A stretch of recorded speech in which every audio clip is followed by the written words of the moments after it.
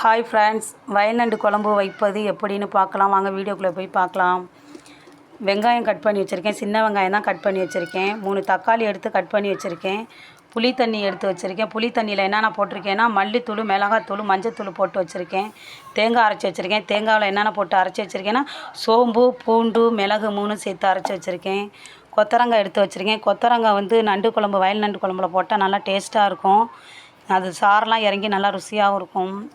இங்கே பாருங்கள் வயல் நண்டு. வாங்க குழம்பு வைப்பது எப்படின்னு பார்க்கலாம். நல்லா பாத்திரம் காஞ்சிருச்சு. அதுக்கப்புறம் சோம்பு, வெந்தயம் எடுத்து வச்சுருக்கேன், போட்டுக்கலாம். அது நல்லா பொரிஞ்சதுக்கப்புறம்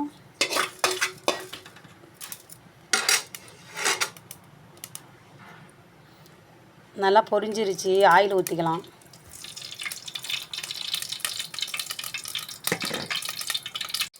ஆயில் நல்லா காஞ்சிருச்சு. எல்லாமே நல்லா பொரிஞ்சிருச்சு. இப்போ வெங்காயம், சின்ன வெங்காயம் போட்டுக்கலாம்.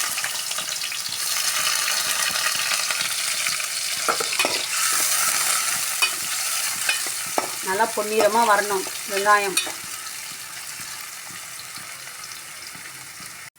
நல்லா பொரிஞ்சிருச்சு. நல்லா வெங்காயம் பொன்னிறமாக வந்துருச்சு. அதுக்கப்புறம் தக்காளி போட்டுக்கலாம். 3 தக்காளி கட் பண்ணி வச்சுருக்கேன், போட்டுக்கலாம்.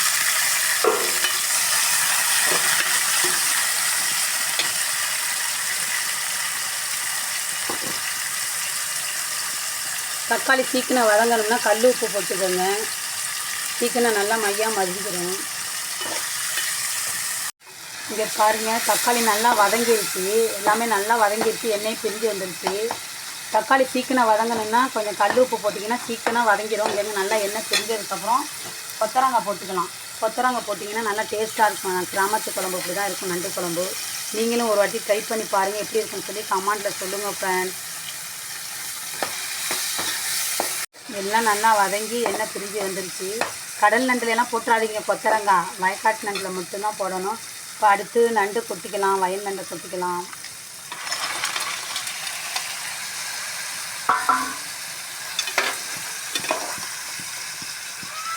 அளவு உப்பு,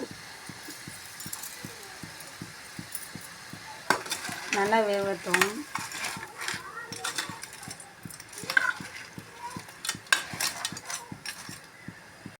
நல்லா வதங்கிருச்சு. இப்போ புளி தண்ணி எடுத்து ஊற்றிக்கலாம். புளி தண்ணியில் நான் என்னென்ன போட்டிருக்கேன்னு உங்களுக்கே தெரியும்.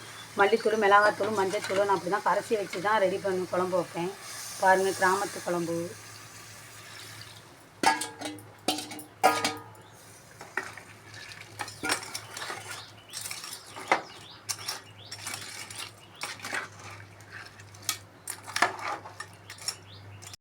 குழம்பு நல்லா கொதிஞ்சதுக்கப்புறம் தேங்காய் அரைச்சி வச்சதை எடுத்து வைக்கலாம். தேங்காயில் என்ன அரைச்சி வச்சுருக்கேனாக்கா பூண்டு, மிளகு, சோம்பு 3 போட்டு தேங்காய் போட்டு அரைச்சி வச்சுருக்கேன். இப்போ ஊற்றிக்கலாம். நல்லா குழம்பு கொதிஞ்சதுக்கப்புறம் தான் தேங்காய் ஊற்றணும்.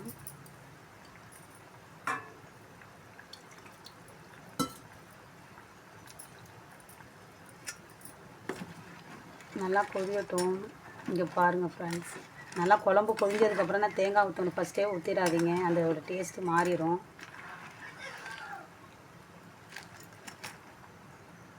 குழம்பு கொதிஞ்சிருச்சான்னு பார்க்கலாம்.